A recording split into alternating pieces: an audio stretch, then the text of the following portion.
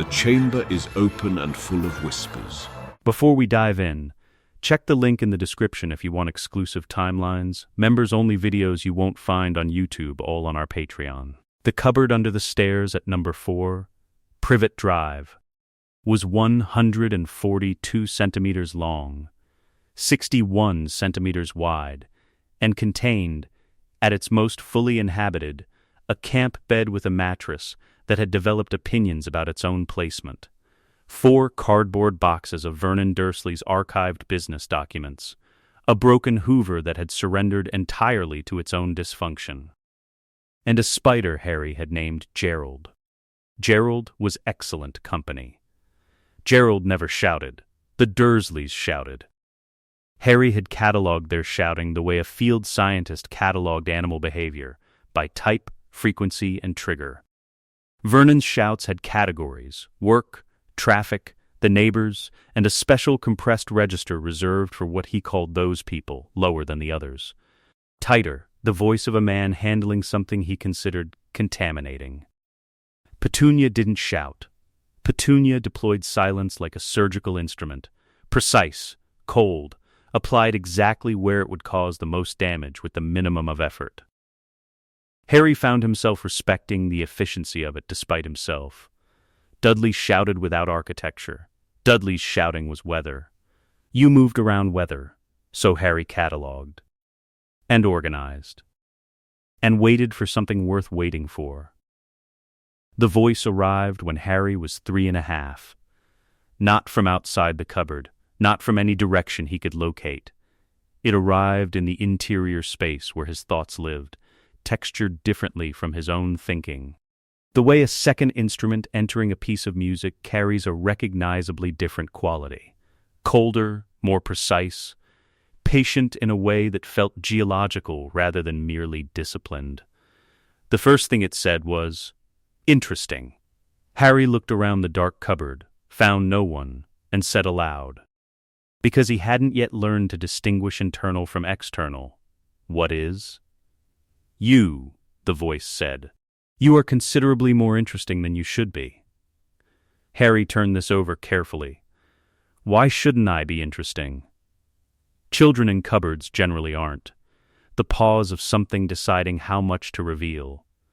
You've been systematically cataloging your environment since before you could read. You identified the volume differential between Vernon's standard anger and his category-specific anger. You gave the spider a name with appropriate etymology. "I was bored," Harry said. "Yes," the voice said. "That is exactly the interesting part." It didn't tell him what it was for a long time. Harry came to understand this as deliberate, the way you tested ice before walking on it. Except what was being tested was more complex than ice, and the consequences of getting it wrong more significant than getting wet. The voice was assessing whether Harry's mind was what it appeared to be. Harry was determining whether the voice was something he could work with. They reached their conclusions around Harry's 5th birthday, and the arrangement shifted from cautious to collaborative. The voice asked questions, not simple ones, what he noticed, what he'd concluded, what he thought was happening beneath the surface of things.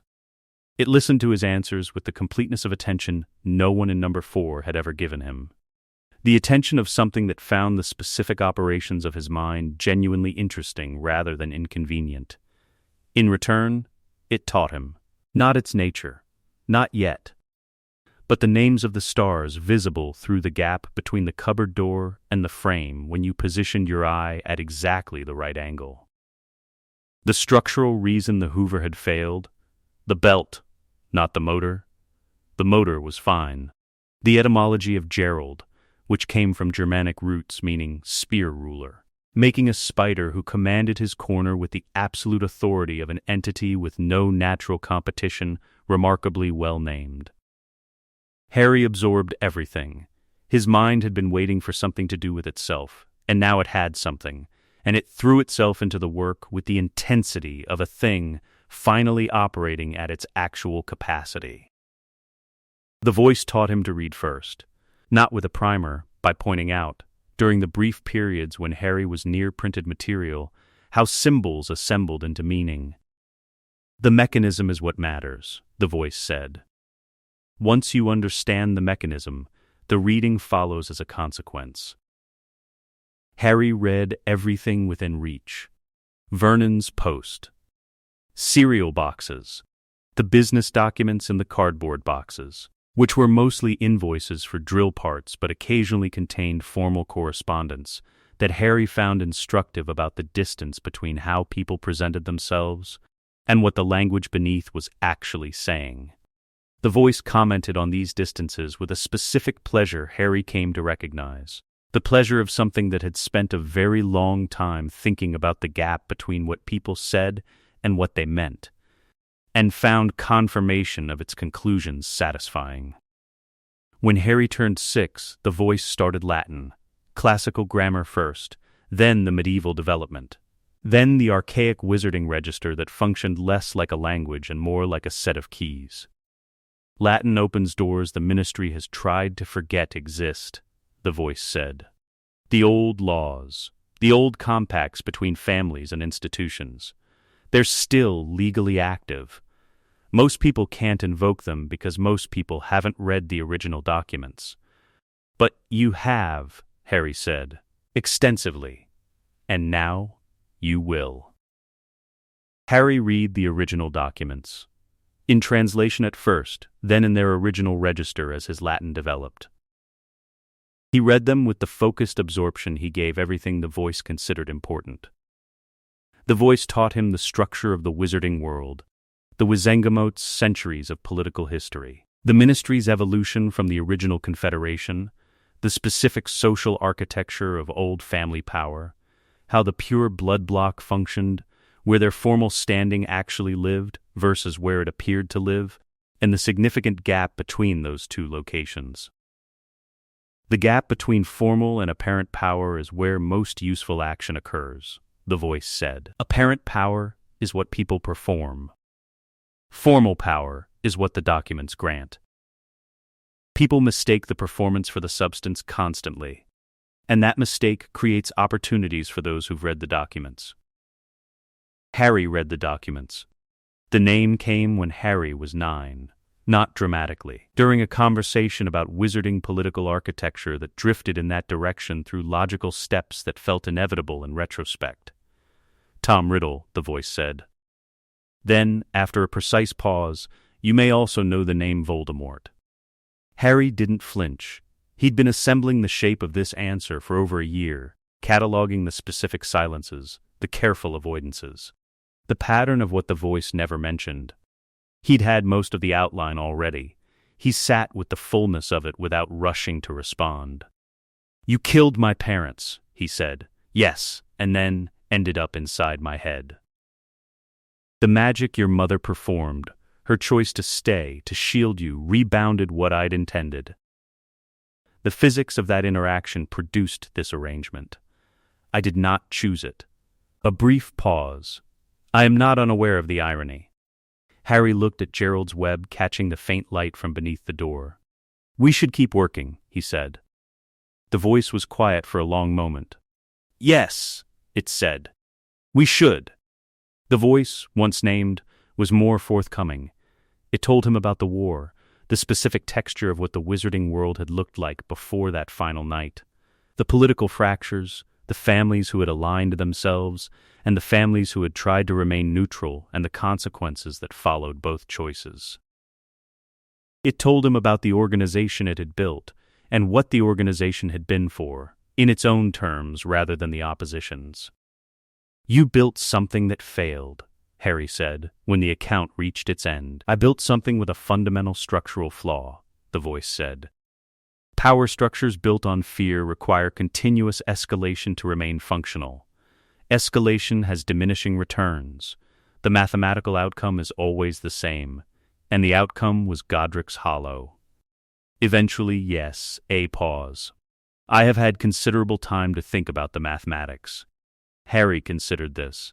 Did you reach different conclusions about the mathematics? No, the mathematics was correct. About the application, some revision was necessary. Harry filed this under ongoing investigation and moved on. There were things about Tom Riddle that he didn't press, because the voice's varieties of silence had become legible to him over years of cohabitation, and some of them communicated that pressing was the wrong tool for the situation. The years before Hogwarts were preparation, and Harry treated them exactly that way. The voice spent those years teaching him to use magic deliberately.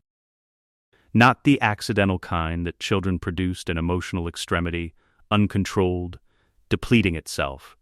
Targeted magic. Applied with precision, with a complete understanding of the mechanism before the application. Apply exactly enough, the voice said. Minimum necessary. Everything beyond the minimum is noise, and noise is waste, and waste is loss of control. Most wizards spend their entire careers trying to produce more force, when what they should be learning is how to apply exactly the right amount of force at exactly the right point. They practiced in the cupboard. Small things. Quiet things.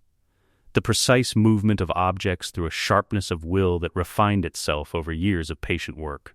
Harry discovered something unexpected in the practice.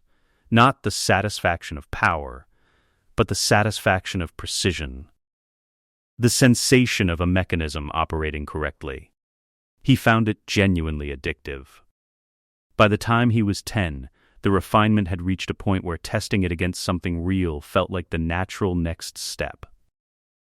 Vernon wore a burgundy silk tie to an important meeting. Harry knew about the meeting because Vernon had been discussing it at the breakfast table for 3 days running. A client from Manchester who required the good suit and the specific tie that communicated seriousness without approachability. Harry sat at the corner of the table eating toast, present in the category of background objects rather than people. As Vernon turned to leave, he looked at Harry, not in anger, in something more reflexive than anger. The look of a man confirming that an inconvenience was still an inconvenience before he moved on to more important things. "Don't touch anything while I'm gone, boy," Vernon said. "His tie," the voice said. Quietly, Harry looked at the tie. Apply exactly enough. He focused with the precision of years of practice. No more. The tie tightened. Slowly, deliberately, not violently, with control. Just enough to produce the specific sensation of a knot tied slightly too firmly, the awareness that the collar was a fraction closer to the throat than it had been. Vernon's hand went to his neck. His face moved through discomfort, confusion, and the beginning of the specific purple that preceded real anger. He loosened the tie himself, standing in his own kitchen, while Petunia watched with the expression of a woman trying to determine whether she had witnessed something. Vernon was 3 minutes late to his car. Harry finished his toast. "Controlled," the voice said. "Non-harmful. Establishing restraint as the operating principle." "I know," Harry said. "That was the point." Outside, Vernon's car reversed out of the drive with the urgency of someone trying to recover lost time.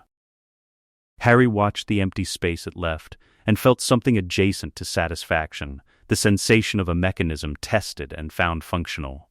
The structure they'd been building in the dark, in the quiet, for years had a shape, and the shape worked. Gerald observed from his position above the sink. Harry raised one finger. The web trembled very slightly.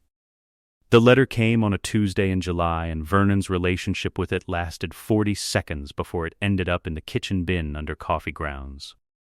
Harry retrieved it that evening. Patience, timing, 15 seconds when the kitchen was empty. He read it in the cupboard by torchlight, the torch he'd maintained for years, batteries replaced from pocket money earned, doing the garden work Petunia considered beneath her. "We are pleased to inform you that you have been accepted at Hogwarts School of Witchcraft and Wizardry." The address read, Mr. H. Potter, The Cupboard Under the Stairs, 4 Privet Drive, Little Winging, Surrey, not the street. Not the house, the specific room inside the house. The parchment was heavy. The wax seal bore a crest, a lion, an eagle, a badger, a snake, and the letter H dividing them. The ink had the quality of something written to last.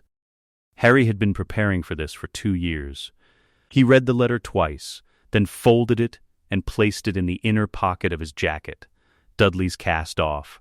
Too large, but it was what was available, and sat in the dark while Gerald watched from his corner. He'd also been thinking about Dumbledore. "He'll have a framework for me," Harry had said, on a night the previous summer when the air in the cupboard was almost warm. "He has a framework for everyone," the voice had said. "He builds them carefully and builds them well. The problem is that the framework is his, designed according to his understanding of what's needed. And what's needed according to his understanding is sometimes not the same as what's needed according to a complete picture." What does he think happened in Godric's Hollow? He thinks a baby defeated the Dark Lord through the power of a mother's sacrifice. He's not wrong about the mechanism. He's working from an incomplete picture of the outcome. And we're not going to complete it for him. Not yet. Not until we understand what he'll do with the complete picture. Dumbledore is not an adversary. He is something more complicated than an adversary, a man with an agenda he considers righteous. And righteous agendas are the most difficult kind to work with because the person holding them is not susceptible to the argument that they might be wrong. Harry had filed this carefully and gone back to his Latin. Now, sitting in the cupboard with the letter in his pocket, Harry said, "The preparation starts in earnest." "We've been preparing for 2 years," the voice agreed. "We've been laying the foundation," Harry said. "Now we build what goes on top of it." "Gringotts first," the voice said. "The goblins respect legal standing above almost everything else, and you have legal standing that hasn't been exercised in decades." The formal address clauses. The blood claim protocols. The inheritance procedures. A pause. "You've been practicing the pronunciation." "For 3 months," Harry said. "Then you're ready." Outside, Number 4 Privet Drive held its ordinary quiet, the kind that assumed nothing unusual was happening inside it, and never would. Harry let the quiet surround him for a moment. He had spent more than a decade in this cupboard. He had taken the specific conditions of his circumstances and built something with them, something structured and functional and ready. He was ready to be somewhere else. Diagon Alley in mid-July was everything the voice had described, and also considerably more than description could account for. The ambient magic in the air, carrying the specific quality of a street that existed inside a different register of reality than the one Harry had been living in. The particular sensory collision of owls and cauldrons, and potion ingredients and robes, and the organized excitement of families conducting school shopping with the efficient pleasure of a ritual repeated annually. Harry moved through it with the quality of attention he developed in the cupboard. Complete, categorizing, finding the patterns beneath the surface noise. He had come alone. Mrs. Figg had been told he was at a school friend's house, which was technically inaccurate but required substantially less explanation than the alternative. Gringotts at the alley's end was white marble and institutional confidence, the architecture of a bank that had never needed to perform its own authority because the authority was structural and had been structural for 900 years. Harry straightened his jacket, which was Dudley's cast off, and therefore too large, and noted the suboptimal presentation with the pragmatic acceptance of someone who would address clothing from the vault rather than before it. He climbed the steps. The goblin at the outermost desk looked up with the expression goblins maintained for underdressed 11-year-olds arriving without adult accompaniment, the expression of someone confirming a reasonable expectation.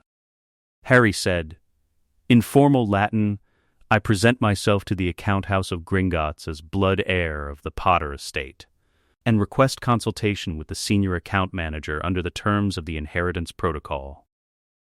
The goblin's expression changed. Not dramatically.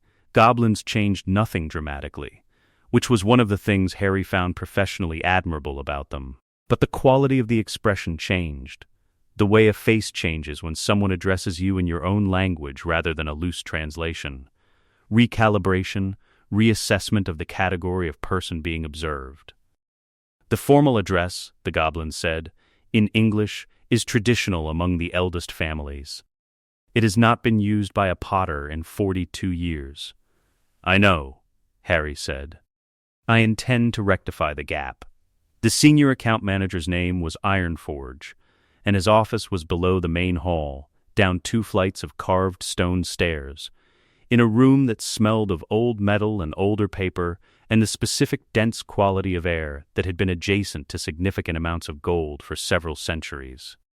Ironforge sat across a desk sized for function rather than human comfort. He had the files already, the Potter estate documentation, thin and neglected, looking in the way of accounts managed by standing instructions rather than active attention.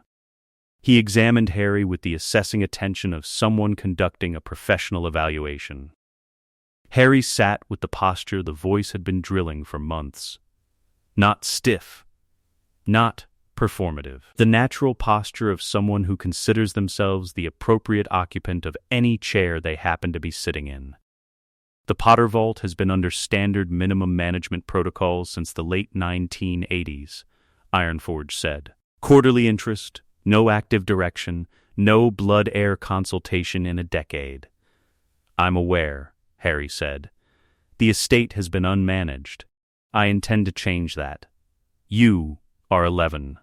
I am the blood heir of the Potter estate, and I am invoking blood claim consultation rights under Protocol 7 of the Inheritance Accords, which does not specify a minimum age for the heir, only a minimum standard of documentation. He placed 3 sheets of parchment on the desk. I'm also requesting a review of the estate's secondary holdings, specifically any items placed in subsidiary vaults or sealed accounts not reflected in the standard quarterly statements. Ironforge picked up the parchment. He read it. He read it a second time in the specific way that suggested the second reading wasn't about comprehension, but about confirmation of something unexpected. He set it down and looked at Harry with an expression that had moved incrementally from professional neutrality towards something adjacent to interest. The secondary holdings clause, Ironforge said, is not commonly invoked. No, Harry agreed. I understand it was last used several decades ago by a Potter ancestor who recovered 3 items from a sealed account the estate's solicitors had incorrectly categorized as inactive. The recovery produced a significant adjustment in the estate's assessed value. He paused. I'd like a similar review. The silence that followed was the silence of a goblin who has received accurate information he didn't expect and is determining what the accuracy implies about its source. You have studied goblin banking protocols, Ironforge said. Extensively, Harry said, in preparation for this meeting. For the past 18 months. Ironforge examined the parchment again.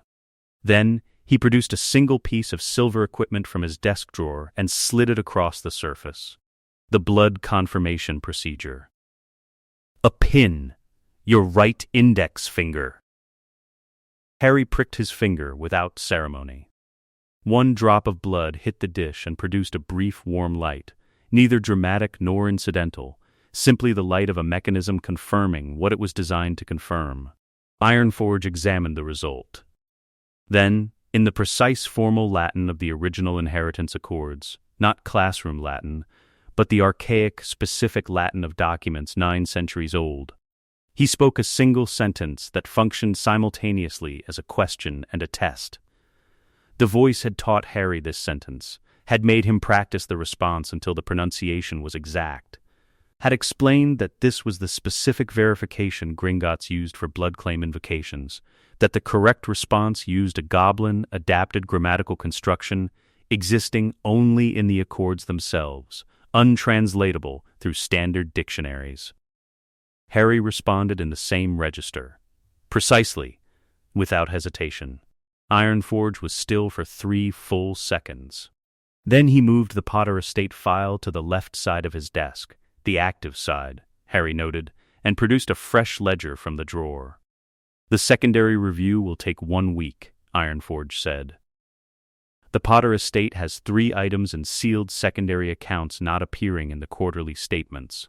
One of them has been sealed since the mid-18th century. I'd like to know what they are, Harry said.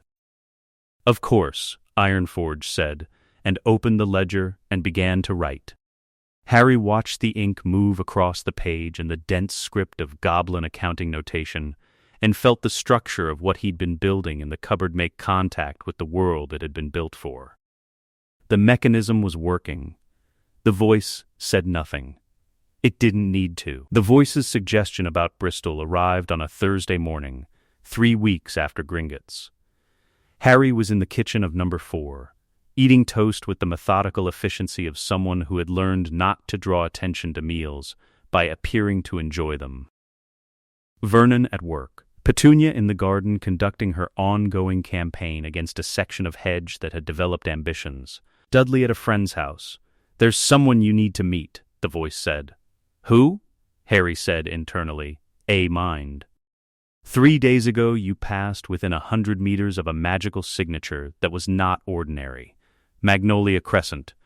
You were walking back from the corner shop. The source was approximately 7 years old."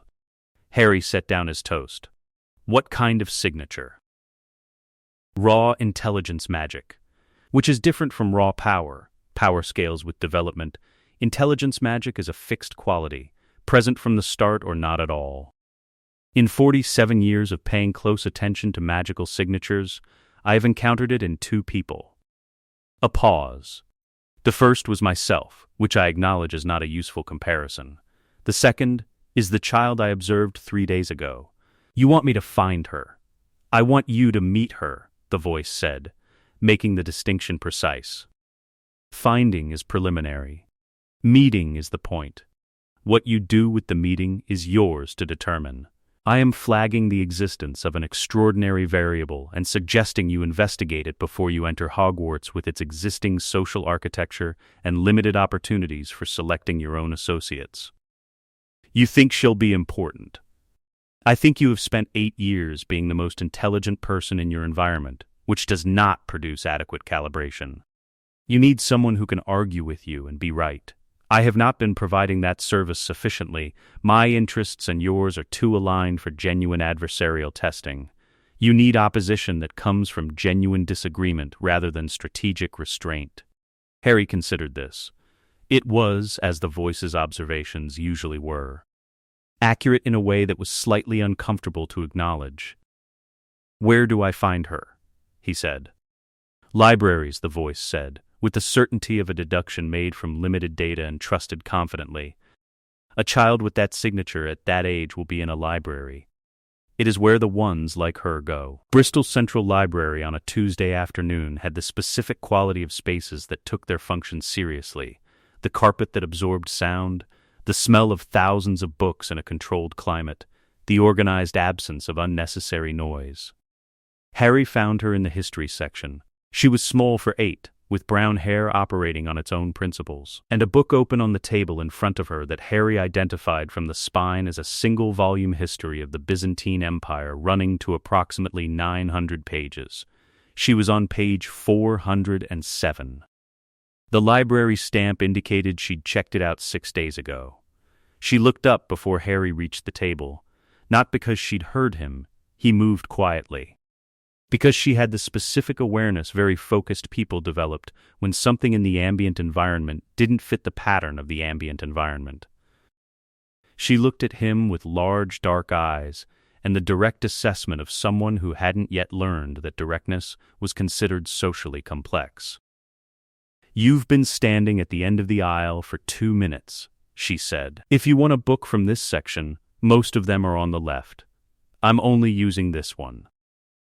Harry sat down across from her, not because she'd invited him, because sitting was the correct posture for the conversation he intended to have, and the conversation was more important than the protocol. "Hermione Granger," he said. She blinked.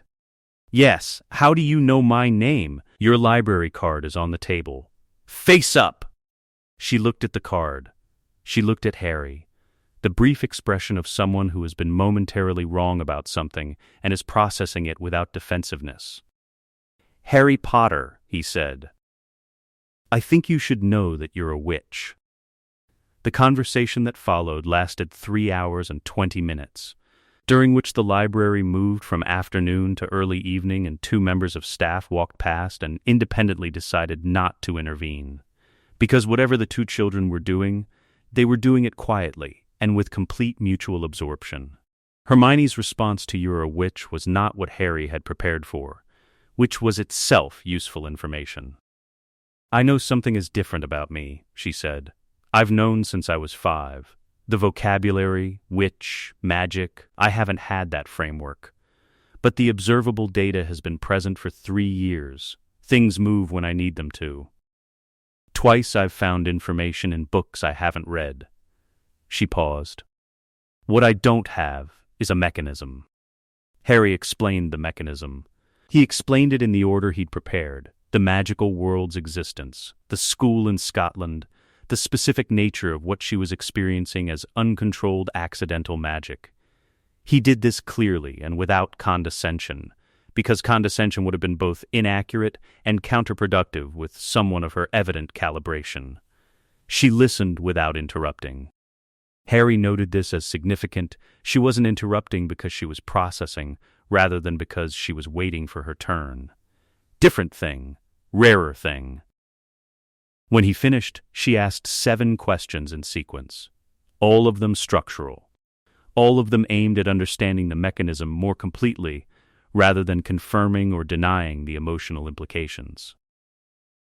Harry answered 6 fully. On the 7th, what determines the theoretical upper limit on magical output, and is it fixed or developmental, he began to answer, and became aware, in the specific way he'd learned to monitor, that the voice was not providing the answer. The voice was listening. Not with background attention, with the quality of something that had encountered a specific variable and was paying the kind of attention it gave to things it found genuinely significant. "Ask her," the voice said. "What's your current theory?" Harry said. Hermione looked at him. "About the upper limit?" Yes, she was quiet for a moment.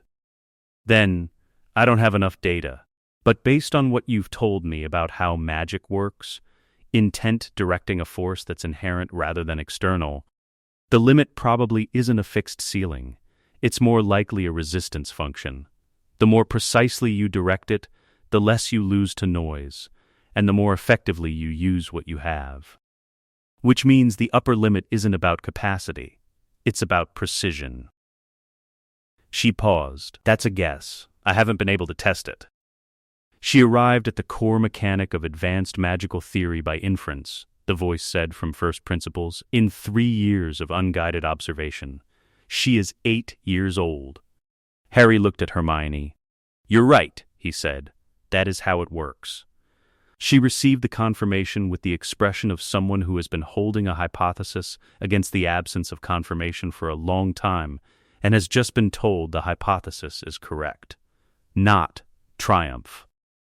Relief, of the specific kind that comes from having trusted your own reasoning in isolation and finding out the reasoning held. "How do you know?" she said. This was the question Harry had been thinking about since the Bristol decision. There were answers available that were true and incomplete, and answers that were more complete and more complicated. He hadn't decided yet where the correct line was between them. "I know more than I should, given my circumstances," he said. "I've been working out how to explain that." Hermione looked at him steadily. "Is it dangerous? What you know and how you know it? Potentially to me or to you?" "Both," Harry said. "More to me." She considered this with the focused gravity of someone assessing a significant variable before committing.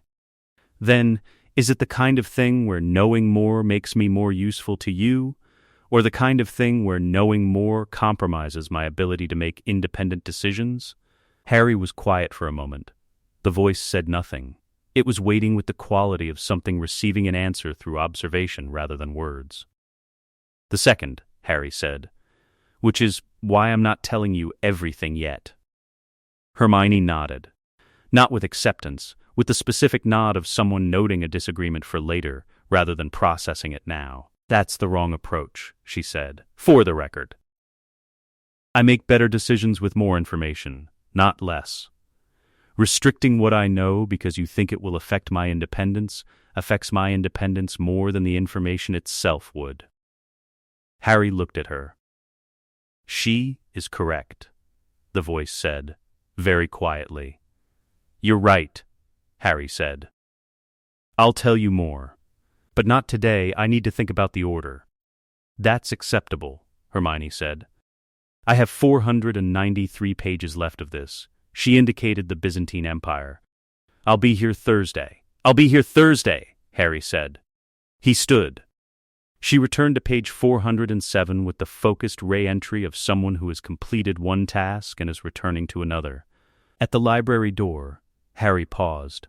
The voice said, from the interior register it used for observations rather than instructions, she argued with me on the information restriction point. She was right, and I was wrong. In 47 years, that has happened twice. Who was the first? Harry said, quietly at the door. Someone who is no longer available to be wrong about anything, the voice said. Harry walked out into the Bristol evening and did not ask for clarification. The voice's varieties of silence had become legible to him over years of shared interior space, and this one was the kind that did not benefit from pressure. He would be back Thursday.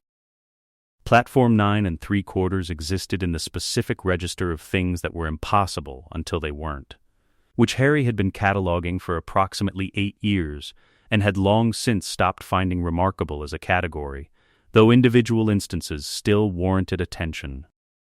He arrived at 10:45, early enough to read the platform before the platform read him. This was the methodology the voice had suggested, and Harry had agreed with. The first impression of a new environment was information that couldn't be recovered once expended, which meant spending it before the environment reached full population, produced a cleaner data set. He moved through the barrier at a walk, because walking through things whose mechanism you understood required no ceremony. The platform on the other side was steam and autumn light, and the accumulated energy of a tradition that had been doing exactly this for centuries. Harry spent the first 7 minutes mapping, exits, population distribution, the social clusters forming among returning students, the staff positioned at intervals, McGonagall near the train's far end, Hagrid at the barrier. 2 others he didn't have names for yet, but would. Hermione found him at 10:52. She had not been looking for him. She had been examining the train with the expression of someone comparing a physical object against a mental model and finding several discrepancies worth investigating. But her ambient awareness was sufficient that she registered him without specifically searching, turned, and crossed to him with the directness she applied to everything. The train is older than I expected, she said. The passenger capacity implied by the platform loading wouldn't be physically possible without significant internal modification. Extension charms, Harry said. Standard for magical transport. You get used to it. I don't intend to get used to things, Hermione said. I intend to understand them. She produced a small notebook, already half full, Harry noted, in 2 colors of ink. I have 14 questions about what happens today. The sorting specifically. The hat will sort you, Harry said. It reads your mind and decides which house fits. Hermione's expression moved precisely between concern and curiosity. Reads your mind. Surface level, intent and inclination rather than specific memories. She had gone quiet with the specific quality Harry had learned to identify. She was not worried about the hat reading her mind. She was working out whether surface level was an accurate description or a simplification. He's listening, Harry said, answering the question she hadn't asked yet. She looked at him with the practiced attention she'd developed for reading the specific quality his focus acquired when the voice was actively present versus passively present. Tell him, Hermione said, addressing the air to Harry's left with the precise deliberateness of someone who had decided on a protocol for communicating with a third party through an intermediary. That his position on my knowing less was wrong, and I haven't forgotten that he agreed. Tell her that I have not forgotten either, and that I am updating my priors accordingly, the voice said. Harry relayed this. Hermione's expression indicated the response was acceptable. They boarded the train, the Great Hall at 8:47 in the evening, with 400 students and the full Hogwarts staff assembled under a ceiling that showed the September sky without being open to it, was the most deliberately atmospheric space Harry had encountered. A category that included Gringotts and Diagon Alley, and the specific visual architecture of the wizarding world's relationship with its own history. He noted the theater without being moved by it. The voice had been describing this room for 8 years. The experience of it was confirmation rather than discovery.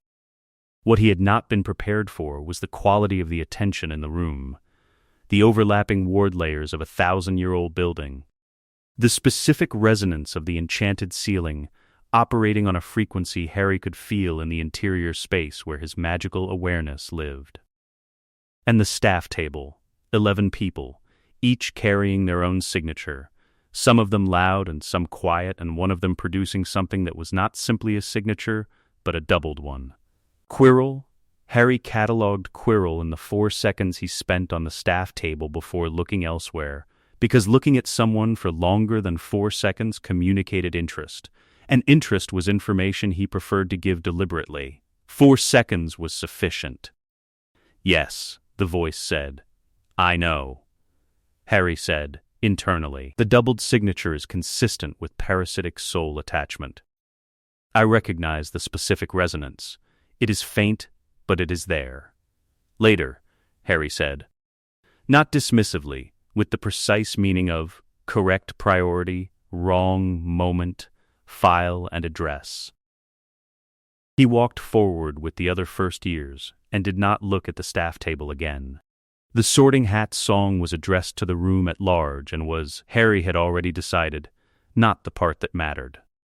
When his name was called, Potter, Harry, the hall produced what he had anticipated, the specific atmospheric shift of a name carrying accumulated expectation. He walked to the stool without adjusting his pace, sat, and McGonagall placed the hat on his head. The hat said, in an interior register different from the voices, but occupying the same general category of something speaking directly into the space where thoughts lived, oh. Then, after a pause, that is unusual. Yes, Harry said. There are 2 of you. One more than standard, Harry said. The hat's attention had the quality of something encountering an unprecedented variable and choosing the professional register that transcended both excitement and alarm. I am accustomed to reading singular minds. This is, I will need a moment. Harry waited. He was good at waiting. The older one, the hat said, is familiar. Not in the way of having sorted him before, I have not. But in the way of a signature I know from inference, from the marks left on the families and the history and the walls of this school. I see. And you contain him.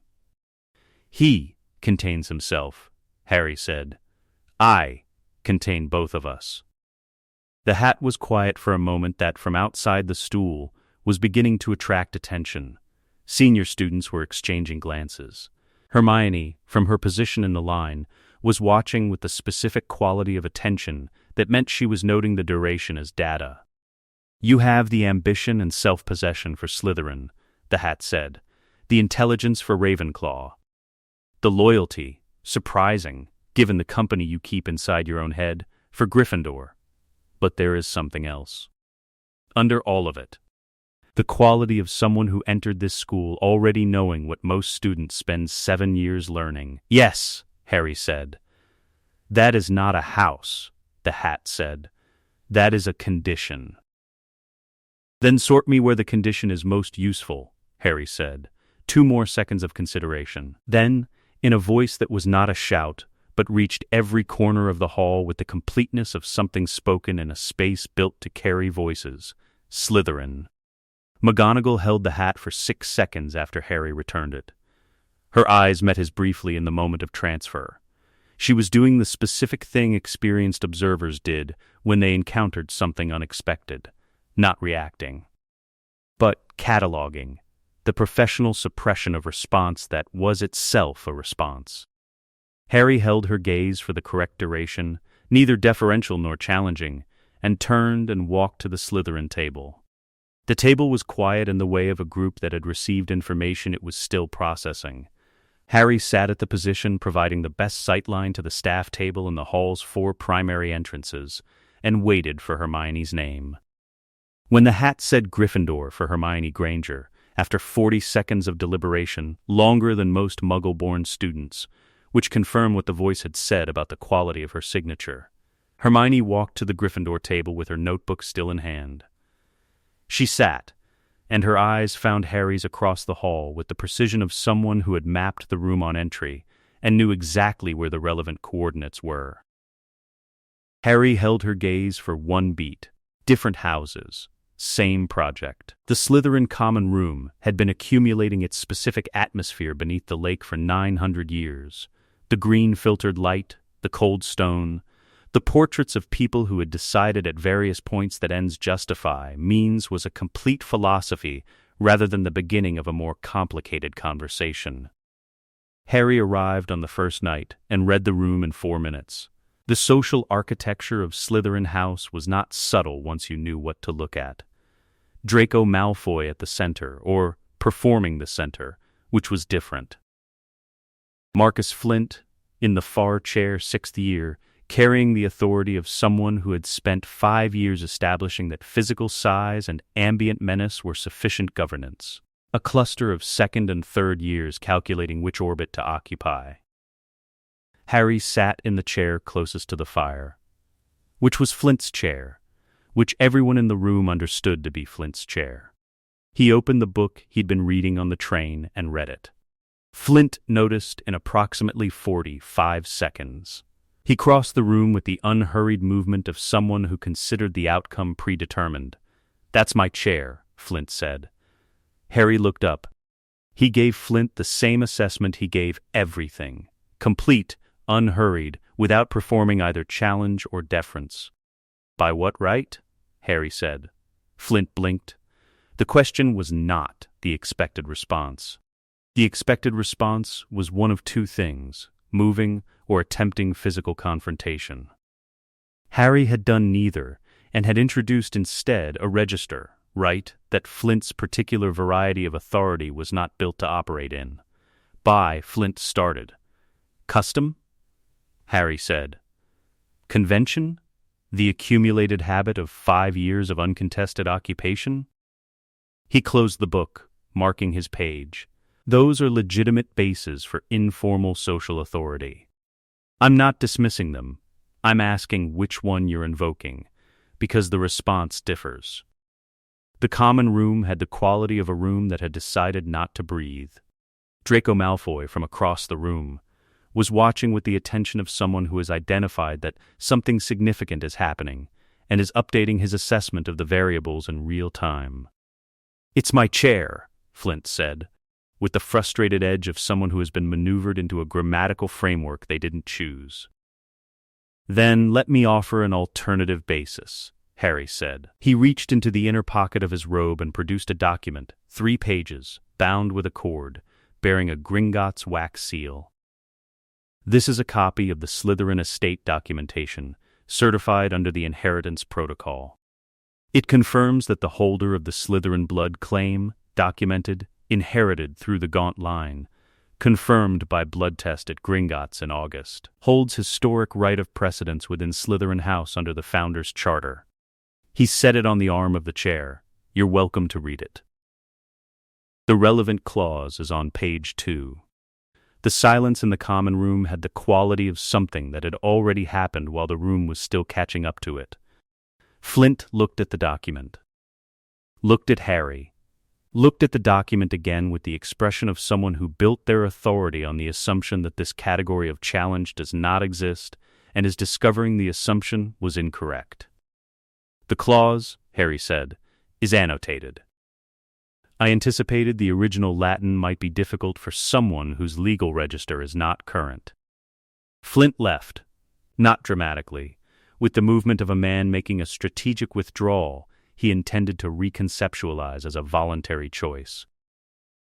Harry watched him cross the room with the patience of someone who understands a correct decision doesn't require reinforcement. Draco Malfoy was at Harry's elbow within 2 minutes. "That document is real?" Draco said, not skeptically, with the quality of a person confirming a fact they've already provisionally accepted. "Gringotts certified," Harry said. "August, Draco processed this. He had a specific quality of intelligence that operated laterally rather than linearly, reaching conclusions through connection rather than sequence, which made him fast on implications and occasionally approximate on foundation. The Slytherin blood claim has been dormant since the Gaunt line collapsed," Draco said. "My father said there was no living heir. Your father was working from Ministry records," Harry said. "Ministry records classified the claim as lapsed. Gringotts records, which are older and more complete, don't use the category lapsed for blood claims. They use inactive pending revival. The distinction matters legally." Draco looked at him for a moment. "How do you know that?" "I read the relevant documentation," Harry said. Draco sat in the adjacent chair, not Flint's, not Harry's, a third chair that placed him at a conversational angle rather than a subordinate one. Deliberate positioning. Harry registered it as such. "What do you want from Slytherin House?" Draco said. "Nothing dramatic," Harry said. "I want to be left alone to work. I want the first years left alone to work. I don't want a governance structure built on who can be most physically imposing, because that's an extraordinarily poor selection mechanism for a house whose stated value is ambition. Ambition without strategic intelligence is just noise." He looked at Draco. "What do you want from it?" The question landed the way questions landed when they reversed an expected dynamic. Draco had come expecting to conduct an interrogation and had instead been invited to state a position.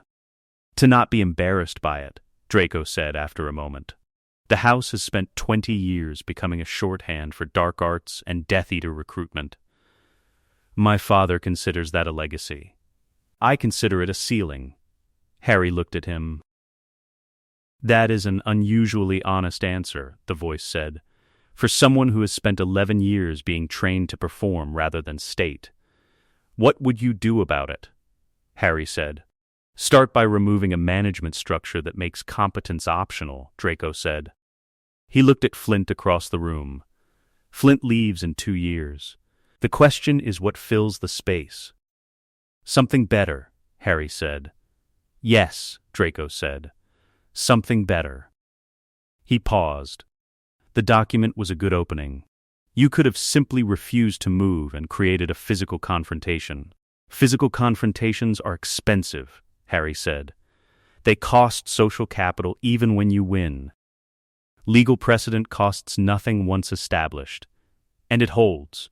Draco nodded, the nod of someone receiving confirmation of a principle they'd been developing toward independently and finding the confirmation satisfying.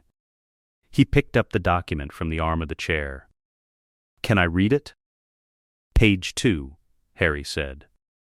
"The margin annotations are in my handwriting. The Latin I left untranslated is where the most interesting clauses are."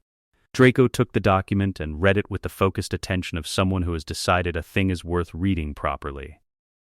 Harry opened his book. "The chair was a good choice," the voice said. "The document was the choice," Harry said internally. "The chair was just where I happened to be sitting." The document and the chair together communicated something that neither alone would have. The legal precedent without the physical position reads as theoretical. The physical position without the legal precedent reads as provocation. Together they read as something that has no adequate response. Harry turned a page. "I know," he said. That was the point. Harry identified Quirrell completely by the 3rd week of October, not the doubled signature alone that had been confirmed on the first evening and filed under address later. What the 3rd week produced was the full picture, the movement patterns. The specific way Quirrell positioned himself in rooms relative to exits and relative to Dumbledore. The quality of his distraction during meals versus the quality of his attention in certain corridors at certain hours. The soul sight, read it as a consciousness managing a secondary agenda underneath the performance of a primary one. The specific cognitive signature of someone concealing purpose rather than simply having one.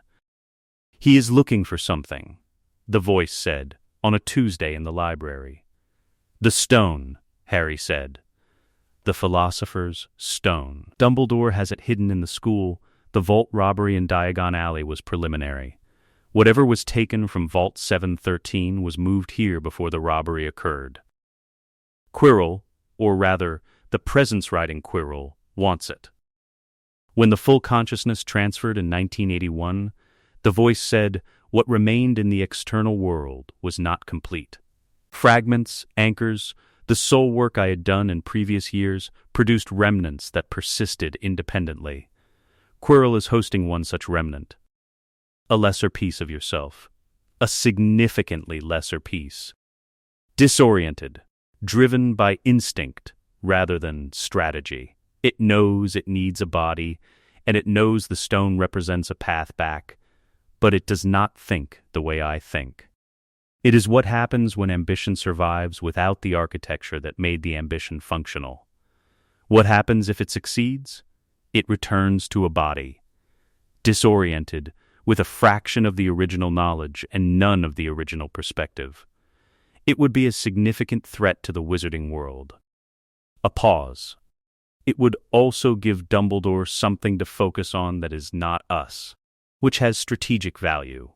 However, Harry said. The stone is protected by enchantments including the Mirror of Erist, which Dumbledore designed with the specific mechanic that it will only yield the stone to someone who wants it but does not intend to use it. The fragment intends to use it. It cannot retrieve it. And if I retrieve it first? The mirror will yield it to you. Your intent is not to use it. You have no need of the stone's properties. You want it because its presence in Quirrell's vicinity represents a destabilizing variable. The mirror reads intent with considerable precision. You would need to be precisely honest with it. I'm always honest with things that read intent precisely, Harry said. I know, the voice said. It is one of your more unusual qualities. He wrote to Hermione that evening. The note said, 3rd floor corridor. Something is being kept there. I've identified what and why. Need your research access and your conclusions separately from mine? I want independent verification. Meet Sunday. Hermione's response arrived the next morning, already investigating. I found Nicolas Flamel last week. The stone is here. Quirrell is the threat. Sunday at 9. Harry read the note twice, then folded it and placed it in his inner pocket. She found Flamel independently, the voice said. She found Flamel first, Harry said. She said last week. Yes, the voice said, with the quality it used when something had confirmed an assessment made in Bristol. I stand by what I said in August. The Sunday meeting produced a combined picture more complete than either of their individual ones, which was the point of having the meeting rather than simply comparing notes. Hermione's research had established the stone's history and what it could do. Harry's soul sight had established Quirrell's nature and objective. Together they produced complete situational awareness, available options, and an order of preference for each. We tell Dumbledore, Hermione said. We tell Dumbledore after, Harry said.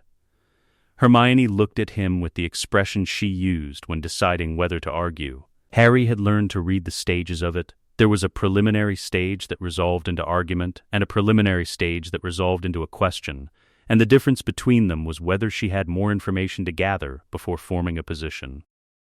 After what? She said. Question stage. After I've retrieved the stone, Harry said. Dumbledore will move it or manage Quirrell once he knows we know. But if the stone is moved before I've retrieved it, the leverage disappears. The stone in Dumbledore's complete control is a resource under Dumbledore's complete control, which is strategically different from the current situation. You want the stone, Hermione said. I want the stone to not be a destabilizing variable, Harry said. Those are different things. Once it's not a destabilizing variable, I have no use for it. She was quiet for a moment, considering this with the thorough honesty she brought to consequential questions. "The mirror," she said.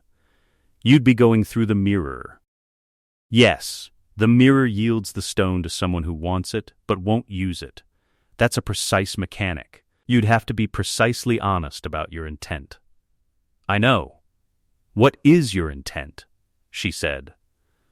Not as a challenge, as a genuine question, the kind she asked when she needed the information, rather than the kind she asked when she already had it. Harry thought about this carefully, because the mirror would read the thinking as much as the conclusion. What did he want from the stone? "I want the variable managed," he said. "I want Quirrell's fragment contained or removed. I want the stone to exist somewhere it cannot be used as a tool by a desperate remnant of a damaged consciousness pursuing immortality without the intelligence to understand what it would do with it." He paused. "None of those wants require me to use the stone." "That's true," Hermione said. She was watching him with the quality of attention she gave things she was verifying against an internal standard. "You're checking if I believe it," Harry said. "Yes," she said. "Do I?" "Yes," she said. "You do." The third-floor corridor at 2 a.m. had the specific quality of institutional spaces at hours they were not designed for, the torches on their lower night-burning setting, the stone carrying the cold that stone carried when it had been cold for centuries, and had developed structural opinions about remaining that way. Harry moved through it without a light. He didn't need one. The soul sight produced a different kind of visibility, not optical but directional, an awareness of the magical topology of the space around him that communicated obstacle and opening without requiring he see them. The traps were impressive. He noted this without condescension. Dumbledore and the other professors had built them well, with the specific craft of people who understood that the goal was delay and reveal rather than absolute prevention. The Devil's Snare responded to light, which he produced wandlessly. The keys required flight, which he had been practicing in private for 2 months. The chess game was a logic problem with a spatial component, which he solved in 11 moves by treating it as pure strategy rather than a dramatic set piece. The mirror room was cold in the way of objects carrying significant enchantment, the magic dense enough that the soul sight registered it as a physical pressure. The mirror of Arist stood against the far wall. Its surface was darker than a standard mirror, not black, but deep, the depth of something looking back. Harry stood in front of it. The mirror showed him what he wanted, not power. He hadn't expected power, which would have disqualified him immediately, and the mirror's precision was evident in the fact that it did not offer what hadn't been requested. What it showed him was the stone resting in his hand, and in his other hand, something he had not prepared for. Something that came from a want he had not consciously catalogued. A door. Plain and closed, and on the other side of it the specific ambient quality of a space that did not have a second occupant. The voice was very quiet. Harry stood with the image for a long time. Then he said aloud to the mirror, "I want the stone safe. I want the variable managed. I want—" He stopped. "I want what's in my head to eventually have a door." The mirror considered this with the quality of something that reads intent rather than words, and is satisfied by what it finds. The stone appeared in his pocket with the specific warmth of an object that has moved from one location to another without traversing the space between. Harry stood in the mirror room for one more moment. In his interior space, the voice was still. Not the still of absence, the still of something that has heard a true thing said aloud and is sitting with it. He turned and walked back through the traps and toward Dumbledore's office, where the stone would be delivered with a complete explanation and where the conversation that followed would be the beginning of a different kind of dynamic with the headmaster than the one they had been maintaining. The mirror had required honesty. The door the mirror had shown him was real or it was not. Either way, the stone was handled. That was what mattered tonight. Snape's hatred of Harry Potter was the most precisely targeted thing about him, which was saying something, because Snape was precise about nearly everything. Harry had been cataloging it since September, and what the catalog produced was not what he had expected. He had expected hatred of James, the inherited version, the kind that recognizes a face and supplies a history. That would have been comprehensible. What Snape produced when he looked at Harry was more complicated. A layered thing moving between registers, James's face accessing one stratum of response, and something else accessing another, and underneath both of them the specific emotional weather of a person carrying a weight they had never set down and had therefore forgotten was not their original body. The voice had been quiet on the subject of Snape. Not the ordinary quiet, not the quiet of things it considered settled. The quiet of things it considered its own. Harry had learned to identify this category and respect it without pressing. He observed instead, which was more useful, and had the advantage of not closing any doors. He went to Snape on a Thursday evening in October. He knocked. "Come," Snape said, in the voice he used for administrative interruptions.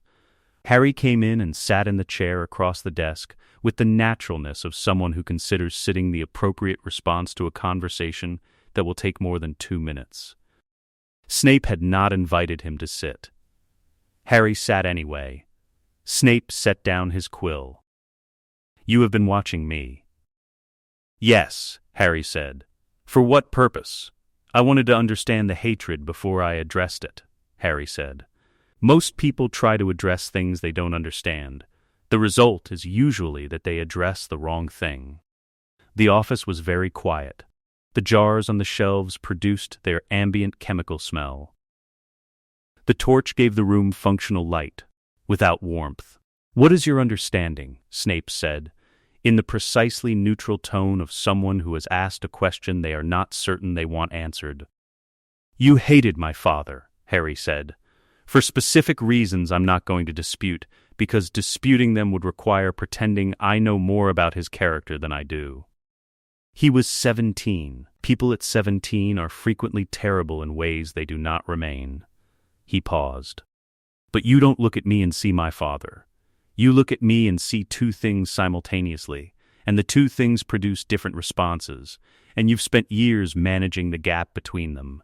The expression on Snape's face was the expression of someone who has been shown something they considered private. "You also," Harry said, more carefully, "have a relationship with this school, and its current situation that is not fully visible in your official role. You are not simply a potions professor. You are 11 years old," Snape said. "I know things I shouldn't," Harry said. "You've noticed, I could see it in the quality of your attention during lessons. You've been trying to determine the source, and you're going to tell me the source." "No," Harry said, "not yet. What I'm going to tell you is something about my mother." The room shifted. Not physically, the temperature did not change, the light did not alter. But something in the quality of Snape's stillness changed, became a different kind of still. The still of something that has heard a word it was not prepared to hear in this office on this Thursday evening. "She protected me," Harry said, "on the night she died.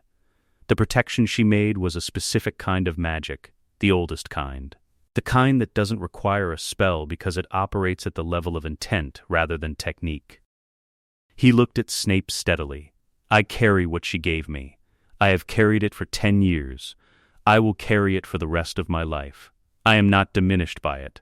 I contain it, and it is part of what I am, and what I am is not what you expected." Snape was looking at him with the attention of someone who has been waiting for a particular piece of information for a long time, and is now determining whether what they have just received is that piece. "You're telling me," Snape said slowly, "that whatever happened in Godric's Hollow—" "I'm telling you," Harry said, "that whatever happened in Godric's Hollow did not produce what people assumed it produced. I am not a passive object in someone else's war. I have been preparing since I was 3 years old for the situation I am currently inside. And my mother's protection is one component of that preparation, not the whole of it." A pause. I'm also telling you, Harry said, more quietly, that she did what she did because she chose it. Not because she was forced. Not because she had no alternative. Because she chose the people she loved to survive.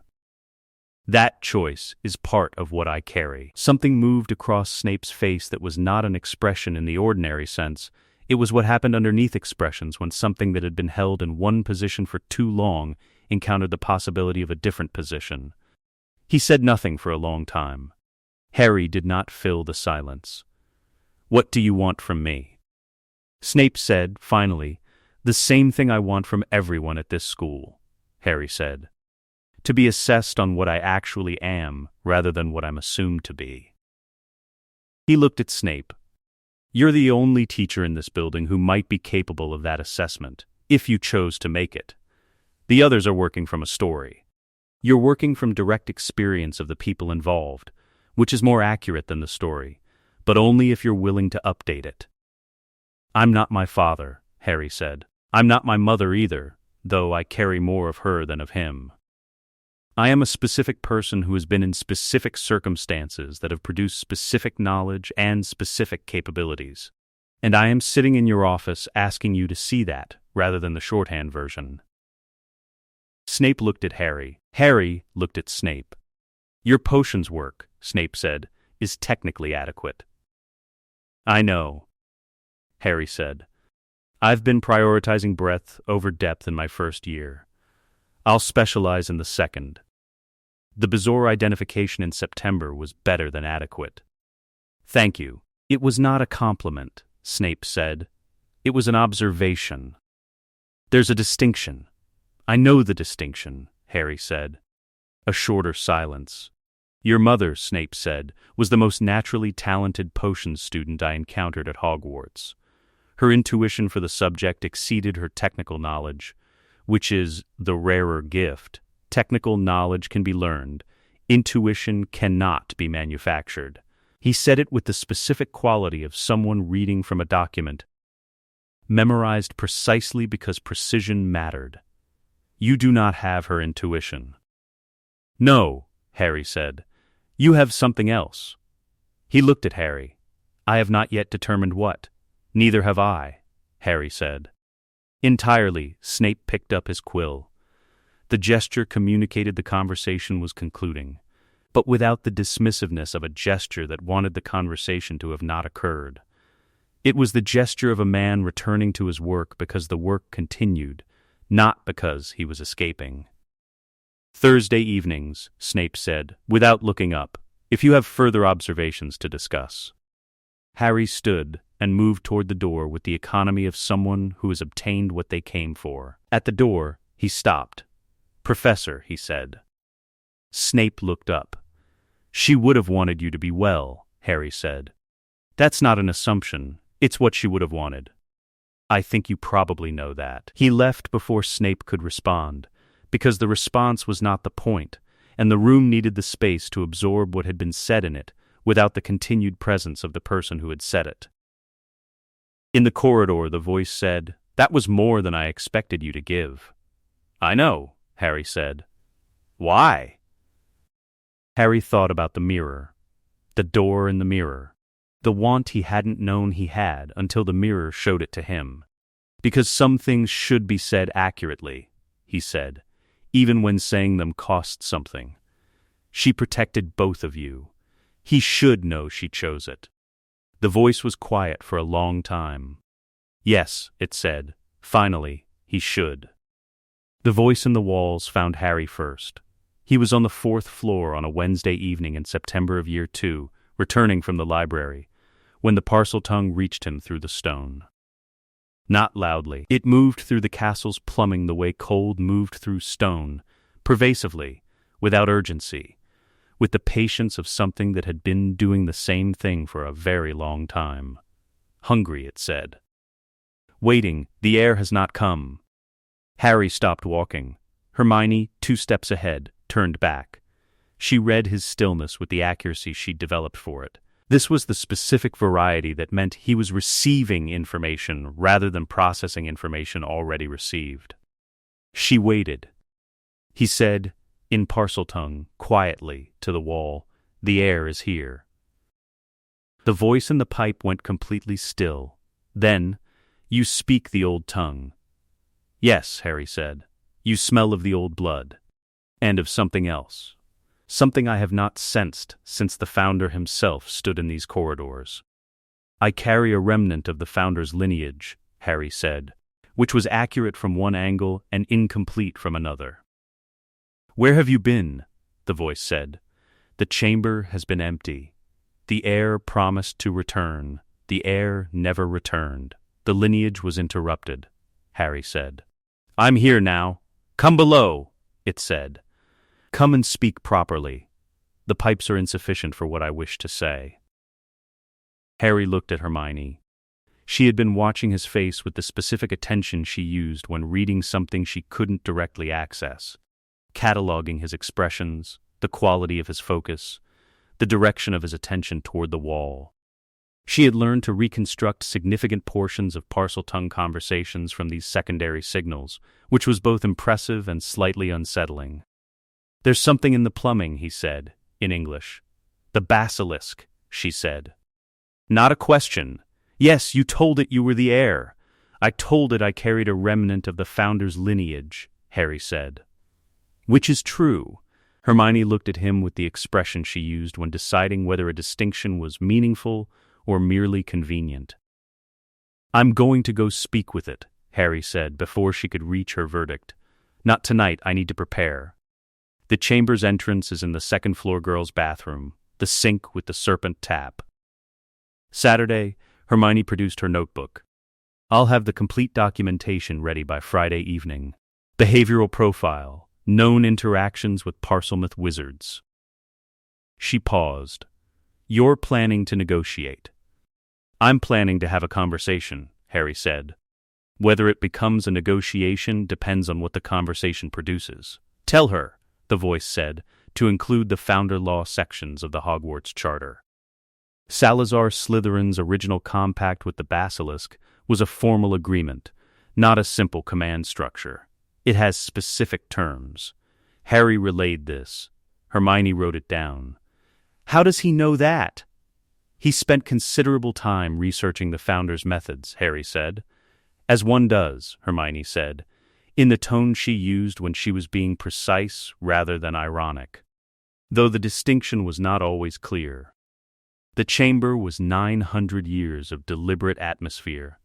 The serpent pillars, the carved vaulting, the quality of darkness that predated the castle above it. Water ran in thin channels along the walls. The smell was cold stone and something organic and ancient that was not unpleasant, but was definitively not modern. Hermione had prepared for the Saturday visit exactly as promised. The documentation was 31 pages. Harry had read it twice on Friday evening and once more on Saturday morning, and had come away with the specific quality of preparation that was not quite readiness, but was the closest available approximation of it. Hermione was outside the bathroom with her eyes closed and her notebook open, counting seconds when Harry descended. The basilisk was at the chamber's far end. She was enormous in the way that things were enormous when they had been growing for 9 centuries. Not simply large, but accumulated, the sheer duration of existence expressing itself as scale. Her scales were the color of old iron in the chamber's dim light. Her eyes were closed. Harry stopped 20 feet from her head and waited. "You came," the basilisk said. The Parseltongue was archaic dialect, older than what Harry had been practicing, syntactically different in ways that required him to reconstruct meaning from context, more than from direct translation. "I said I would," Harry said. "The last heir who said he would come returned only once," she said. "He came to tell me the school would need me. He did not say when. He did not come again." "That was decades ago," Harry said. "The heir who came then was not what he appeared to be. His intentions toward the school and toward you were not what he represented them as. The basilisk was still for a long time." "I know this," she said finally. "When he commanded me, I felt the wrongness of it. The compact with the founder has specific terms. What the young heir demanded was outside those terms. But the compulsion was strong. He was skilled at compulsion, Harry said. You carry his echo, she said. I can smell it. An old resonance. Like a bell that has stopped ringing but the air still holds the shape of the sound.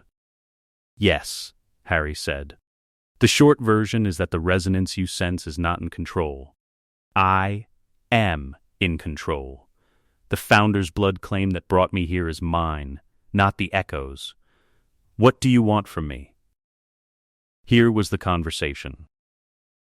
Harry had prepared it carefully, the voice's historical knowledge, Hermione's documentation, his own assessment of what the basilisk actually was. The Founder Law sections of the charter that Hermione had located described the original compact in language that was specific about the nature of the agreement, not command and obedience. Terms. I want to understand the terms of the original compact, Harry said. Not to command you. To know what the agreement actually was before later heirs distorted it. Another long silence. The Founder's compact had 3 elements, she said. Protection of the school's students from external threats, at the Founder's direction. Non-aggression toward the school's community absent direct command. And maintenance of the chamber's secrets. She was quiet. The last heir commanded me against the second element. He said it was the Founder's will. It was not. I know, Harry said. What was done to you was a violation of the compact, not an expression of it. You understand the distinction. I was prepared, Harry said. Someone helped me find the original charter language. The Founder wrote the compact terms himself. They're very clear. The one outside, the basilisk said. She knows about the echo you carry. Harry was briefly still. You can sense her. I can sense everything in the school above me, she said, with the quality of something stating a fact so basic it barely warranted stating. 9 centuries. Every footstep, every magical signature. She sits outside with her eyes closed and her notebook open, and she has been counting seconds since you descended. A pause. She is worried about you. Yes, Harry said, she does that. And she still sits outside waiting. Yes, the basilisk was quiet for a long time. When she spoke again, something in the quality of the archaic Parseltongue had shifted. Not warmer, which was not the right category for a 900-year-old apex predator, but more direct. The compact was violated, she said. I was commanded against its terms. I acted against those terms. The students who were harmed, the harm was done through my body. That is not resolvable by the death of the one who commanded it. She paused. I have had 50 years to consider this. What are you asking? Harry said. Whether there is a form of the compact that can be restored, she said. Not the distorted version. The original terms. Harry had not prepared for this. He had prepared for a negotiation, the basilisk as an asset to be claimed or a threat to be managed. He had not prepared for the basilisk as a party with a specific position on a moral question that had been open for 50 years. She is invoking the compact's restoration clause, the voice said. In the original Parseltongue legal tradition, a compact violated by one party can be restored by the other party's heir through formal acknowledgement of the violation and a restatement of the original terms. She is asking you to formally acknowledge what was done to her and restate what the compact should have been. Harry looked at the basilisk, at the closed eyes, the scale patterns of 9 centuries, the creature that had been weaponized against its own compact and had spent 50 years in this chamber with the specific quality of an entity that has had time to think about what was done to it. He said, in the formal register of the archaic Parseltongue that the voice supplied and he produced, in the name of the Founder's blood claim that I carry, I acknowledge that the compact's second element was violated. The command given then was given without authority. The harm done was done against the compact's terms. I restate the original terms: protection, non-aggression, and silence, in partnership rather than subjugation. The chamber was absolutely still. Then, the basilisk said, in the same formal register, the compact is restored. I am not your weapon. I am the chamber's guardian under agreed terms. That is what you are, Harry said. Nothing else. He climbed back up to the bathroom. Hermione was outside with her notebook open and her second-hands count at 412. She looked at him. Well, she said. The compact is restored, Harry said. She's the chamber's guardian under the original terms. Non-aggression, protection, silence. She agreed to that? She proposed it, Harry said. Hermione looked at her notebook for a moment. Then she looked at him. You went down there expecting to negotiate a command structure, and she proposed a partnership restoration under Founder Law. Yes, she's been waiting 50 years for someone with the standing to do that. Yes, Harry said. Hermione was quiet for a moment. Then she wrote something in her notebook, closed it, and said, I need to revise the entire basilisk section of my documentation. I know, Harry said. I'm sorry. Don't apologize, she said. It's better information. She looked at the bathroom sink. What's her name? Harry paused. I didn't ask. Hermione looked at him. I'll ask, he said. Next time, the Marauder's map arrived in Harry's possession on a Tuesday in October of Year 3, delivered by Fred and George Weasley with the specific casualness of people transferring something they considered rightfully someone else's.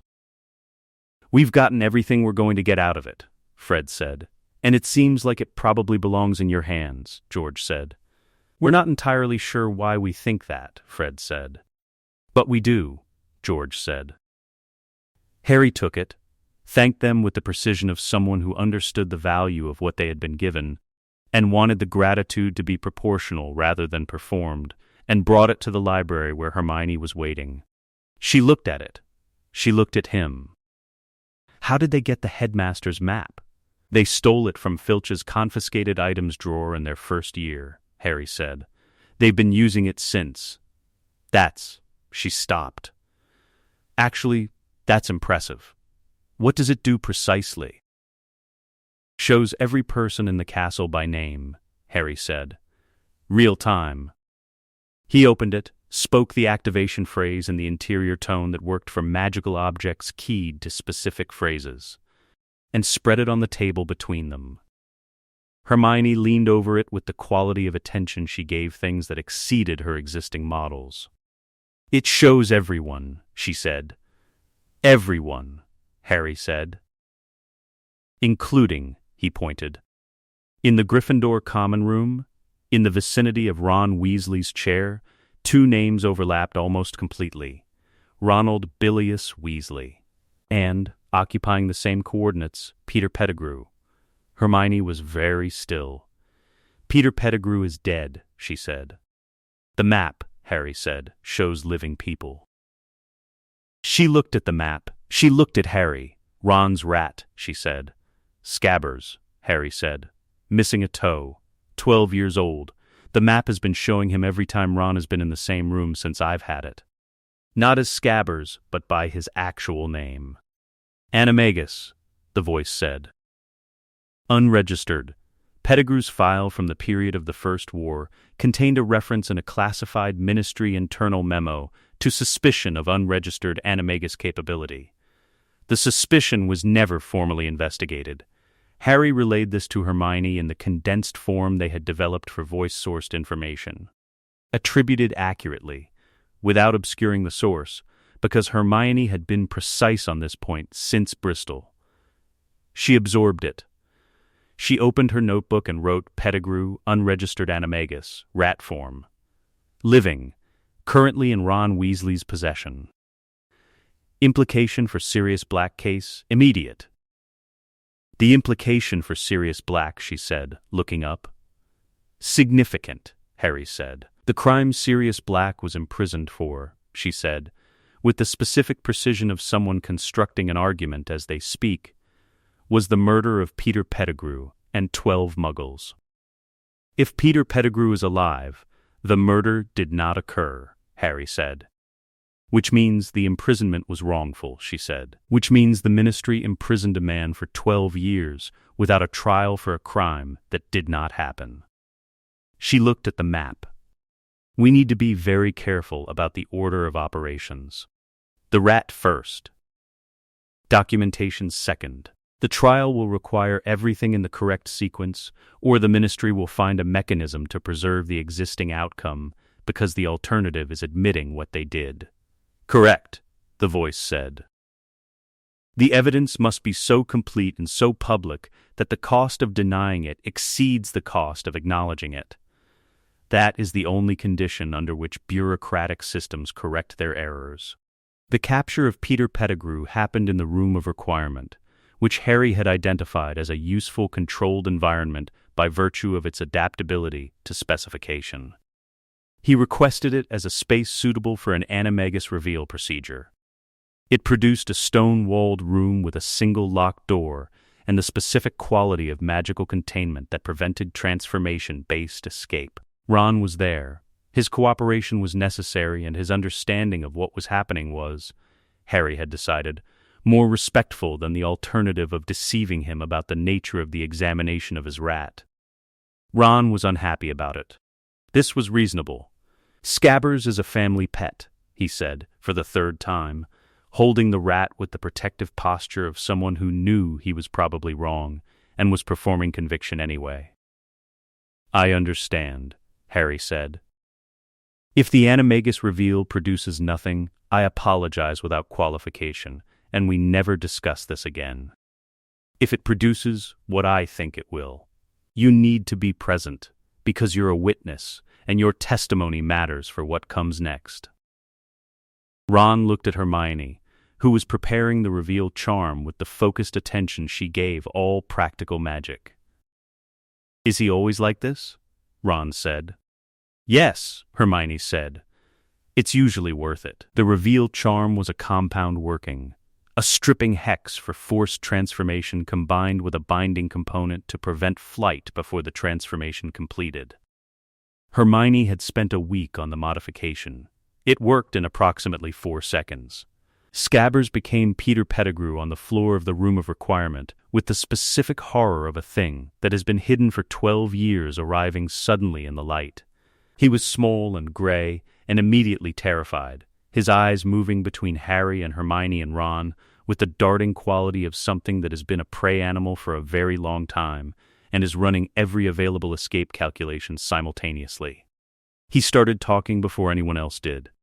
Harry let him talk for 30 seconds.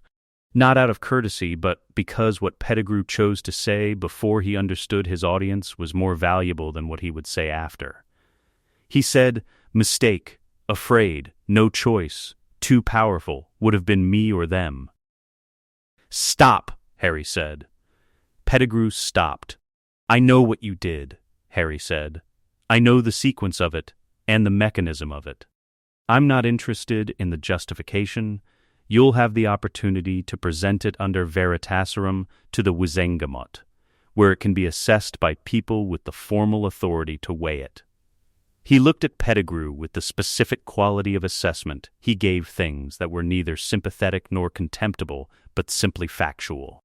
"What you're going to do now is be bound and documented and transferred to ministry custody through a channel I control rather than one that protects the ministry's institutional interests." Pettigrew looked at him with the expression of someone who had expected many things from this encounter and had not expected this. "You're 12, he said. "Yes," Harry said. The binding, Hermione, the documentation took 2 weeks. What they produced was a complete evidentiary package in 4 copies, addressed to Amelia Bones at the Department of Magical Law Enforcement, to the Chief Warlock of the Wizengamot, to the Daily Prophet's Legal Affairs Editor, and to Dumbledore, the last as notification that the action was already proceeding. The covering letter was 2 pages. Hermione drafted it. Harry revised 3 sentences.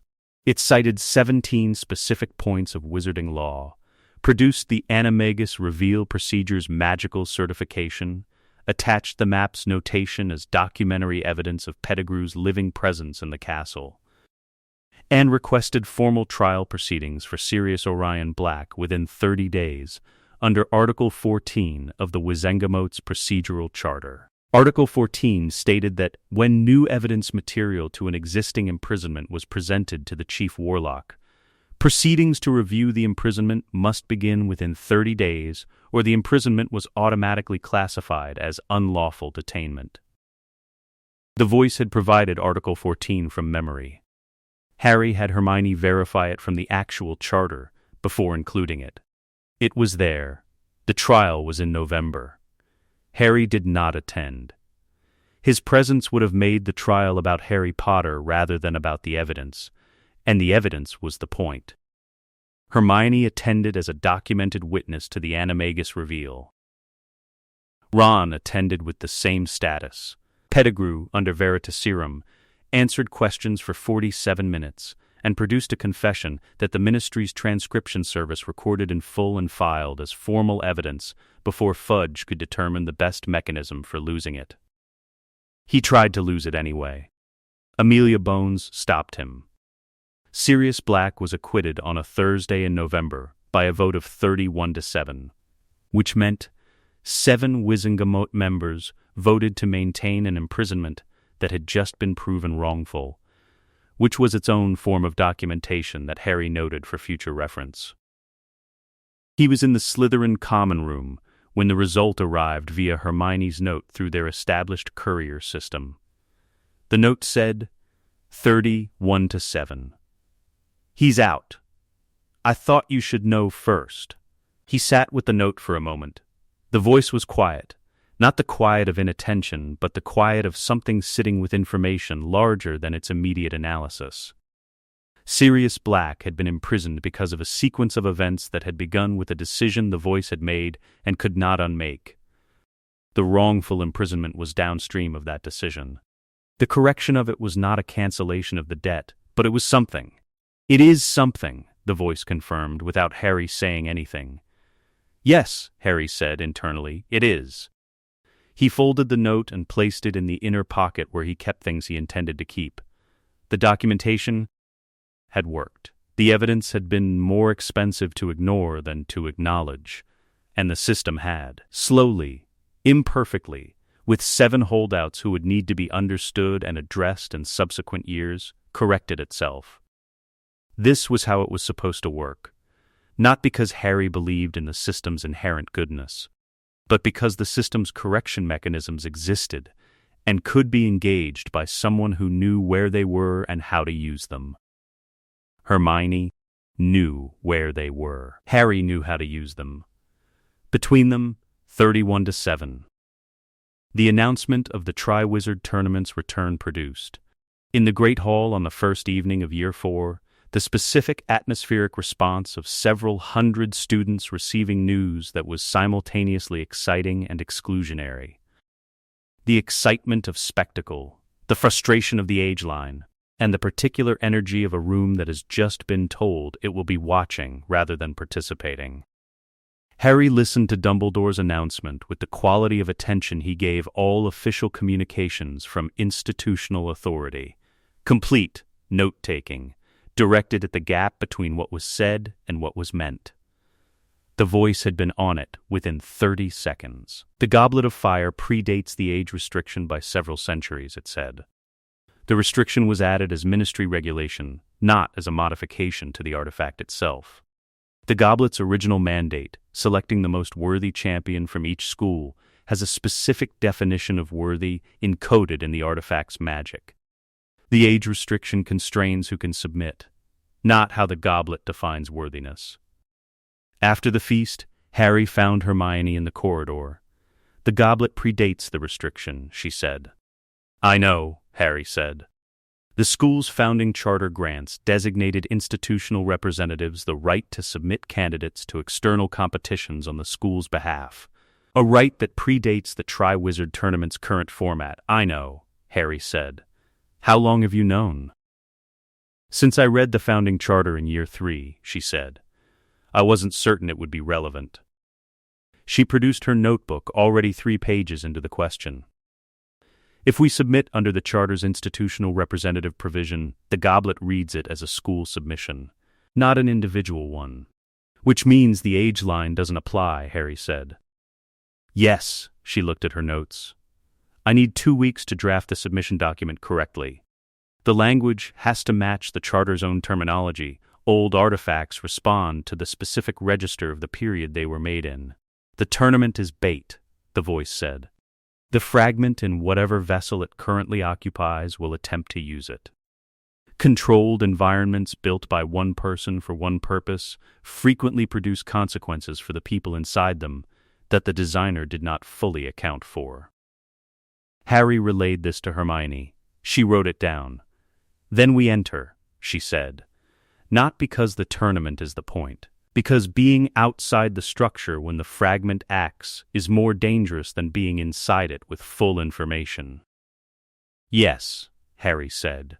And because, she said, in the tone she used when she was adding something she had decided to say despite some consideration not to, being excluded from something on the basis of an age restriction that doesn't legally apply to us is not a circumstance I'm prepared to accept without examining the legal basis first.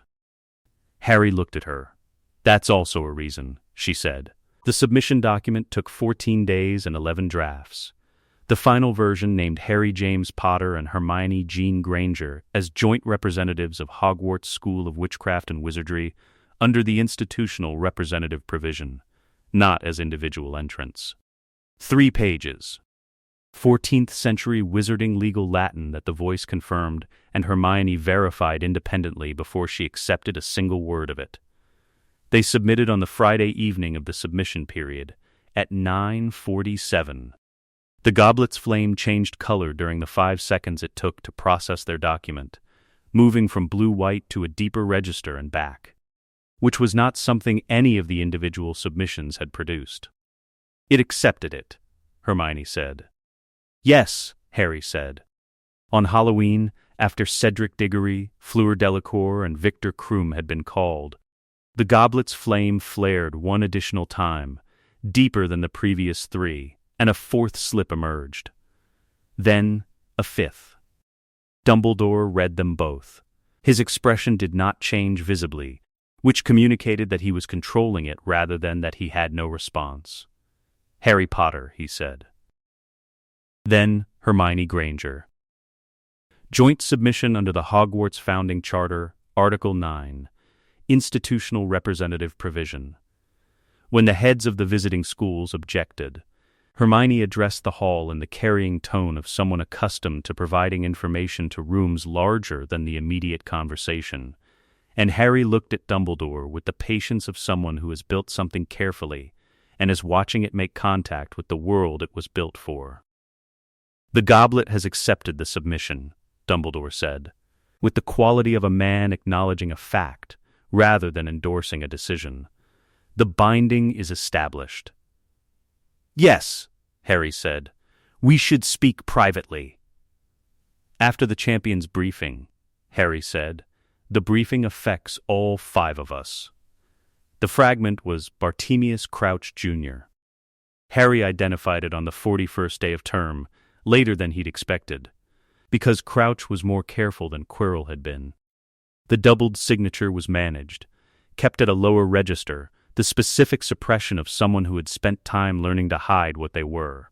The soul sight caught it eventually in the way it caught all things, not through dramatic revelation but through the accumulation of inconsistencies reaching a threshold where the only remaining explanation was the correct one. Hermione cross-referenced his observations against behavioral data she'd been accumulating independently. Moody's speech patterns are wrong, she said. I've been tracking passive voice frequency since September. The real Moody uses it significantly more. This one barely does. They told Dumbledore in October, with documentation, before the first task. Dumbledore acted. Crouch was found. The real Moody recovered from the trunk where he'd been kept. The portkey in the maze neutralized before it could be used. The tournament continued without the fragment's interference, which meant it continued without a resurrection ceremony, which meant the fragment remained disembodied, which meant Harry had time. He used it. The Horcrux hunt ran parallel to everything else, the way a second river ran parallel to a first, visible from certain angles, invisible from others, always present. Hermione managed the research. Harry managed the recovery. The voice managed the identification. The mechanism for identification was not the soul sight exactly. The soul sight was calibrated for living presences. And Horcruxes were not precisely living. What the voice provided was something different. Recognition. The soul work of decades past was intimately familiar to the consciousness that had performed it. The fragments carried its signature the way handwriting carried the identity of the writer, and the writer, encountering that handwriting again, knew it immediately and without ambiguity. The diary's fragment had dispersed during a chamber flood, decades prior. The ring was recovered from the ruins of the Gaunt family home in Little Hangleton, approached with a curse neutralization sequence Hermione developed over 2 weeks of research into curse stacking interactions, applied from a distance of 3 meters before Harry approached for the extraction. The locket was in a cave requiring a blood price at the entrance, which Harry gave without ceremony, and a basin of potion that Hermione's counteragent reduced from overwhelming to merely difficult. The diadem was in the room of requirement, located by soul sight through several hundred years of accumulated discarded objects. A specific cold point in the room's ambient field like a coal in a pile of ash. The cup was removed from the Lestrange vault through a Gringotts audit process Hermione engineered across 3 months of precise legal work, exploiting a clause in the Goblin Sovereignty Accords that permitted heirs of wrongfully imprisoned individuals to request formal inventory audits. Nagini was found in the Scottish countryside. The snake did not want to be what she was. Harry understood this from the first moment of Parseltongue contact. The voice confirmed it. The fragment was attached to her life force rather than her magical core, using her as an anchor rather than integrating. Harry performed the extraction with a precision the voice described in full, and Harry executed in 23 minutes, with Nagini holding still in the way that things held still when they understood what was being done for them. The fragment dispersed. Nagini moved away into the grass and was gone, which was the correct outcome. 6 down, 1 remaining. Harry was in the Slytherin common room on a Wednesday evening when Hermione came in from the corridor. She had access through an arrangement with Draco that had been in place since year 2 and that no one had ever officially acknowledged, and sat across from him and looked at him with the complete attention she gave consequential things. "We need to talk about the 7th, she said. "I know," Harry said. "Does he know the mechanism?" "For extracting it without, he knows a mechanism," Harry said. "It requires proximity to death. Not actual death. The fragment loses its anchor if the host's life force drops below a certain threshold and recovers. The dropping produces a window. During the window, the extraction is possible." Hermione was quiet. "I've been reading everything available on the subject," Harry said. "The voice's account is consistent with the theoretical literature on soul anchoring." "I know it's consistent," she said. "I checked it myself 3 weeks ago." She looked at him. "You didn't tell me you were going to do this." "I wasn't sure I was going to," Harry said, "until the 6th was done, and it was the last one." The voice said she should be the one to bring him back. The most reliable documented trigger for this type of extraction is love magic, the same category as his mother's protection, intent and sacrifice. The protection rebounds the extraction force and restores the life force simultaneously. "It has to be you," Harry said. "You're the only person whose intent toward me is—" "Don't finish that sentence," Hermione said, in the specific tone she used when managing something she preferred not to display. "All right," Harry said. She was quiet for a long moment. "Will it work?" she said. "The voice says yes," Harry said. "I believe him. He's been wrong twice in years of working together, and both times he corrected the error before it produced consequences." "He's been wrong twice," she said. "Yes," she looked at him with the quality of assessment she gave things she was about to commit to fully. "When?" "When we're ready," Harry said. "I want to be certain of the mechanism before we proceed. I want you to be certain." "I'm not certain," she said. "I don't think certainty is available here." "No," Harry said, "but as close to it as we can get." She opened her notebook. "Then we keep reading," she said. "We verify everything verifiable. We build the framework as completely as possible." She looked up. "And then we do it. And then we do it," Harry said. The extraction happened on a Tuesday in August, in the back garden of number 12, Grimmauld Place. They had chosen the location for the ward architecture, which Sirius had updated over the previous year to include medical containment protocols Hermione had specified, for the proximity to Sirius himself, who was inside the house, and who Harry had told about the procedure with the complete honesty he applied to things that deserved it, and for the garden itself, which was walled and private, and had a quality that was neither peaceful nor atmospheric but simply adequate, which was what the situation required. They sat across from each other in the late summer light. "You know what to do," Harry said. "I know what to do," Hermione said.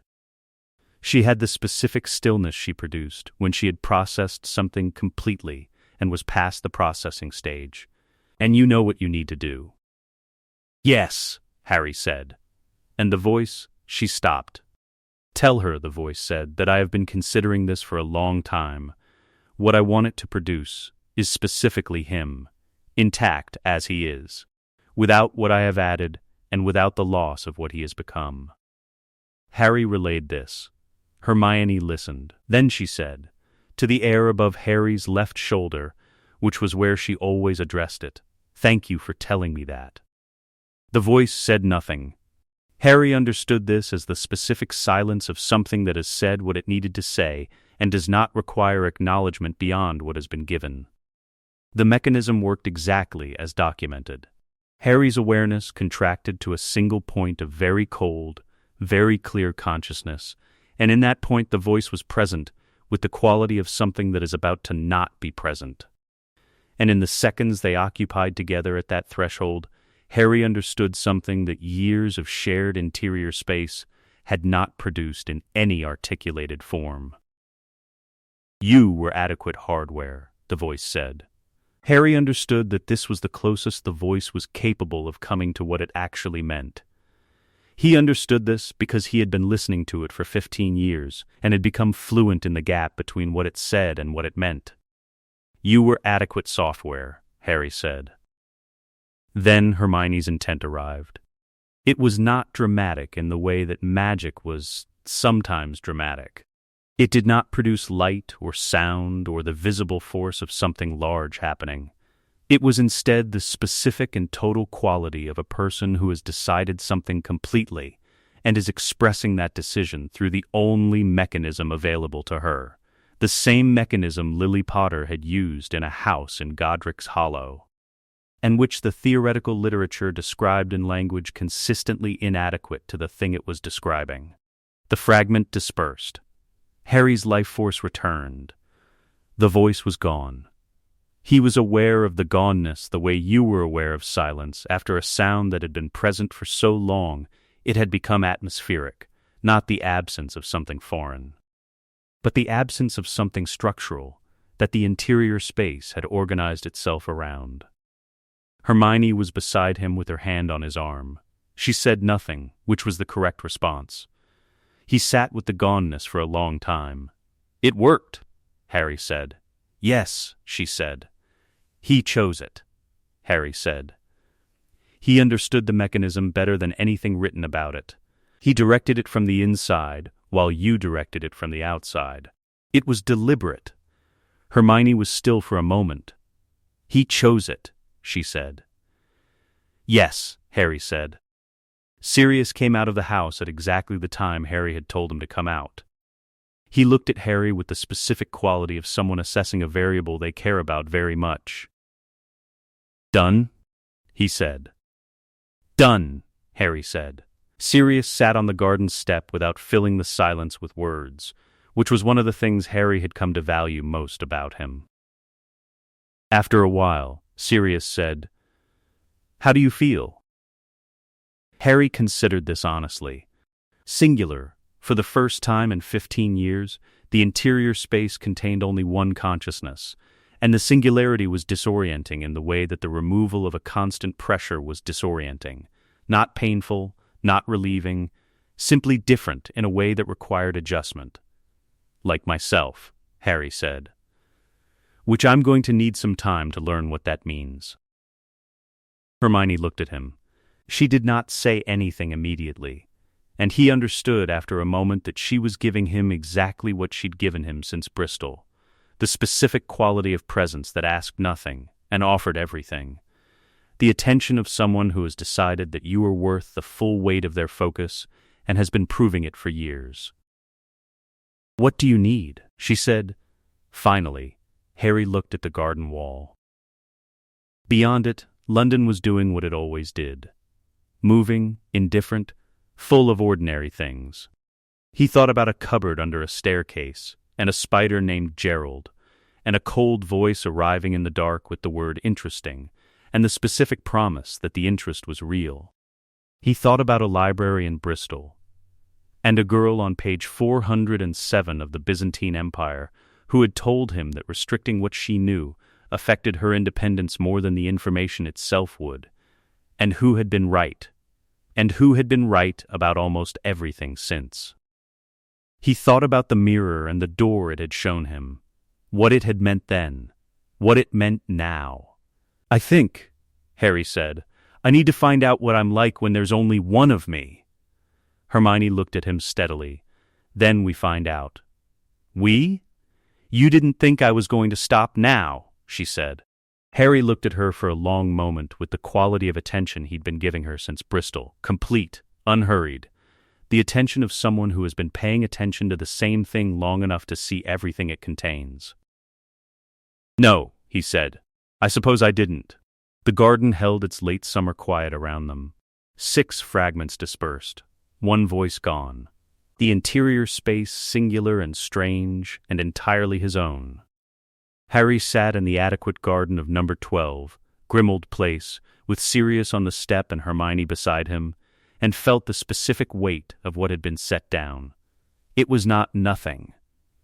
It was, in the specific way of things honestly earned, enough. Let us know what you'd like to see next. The end.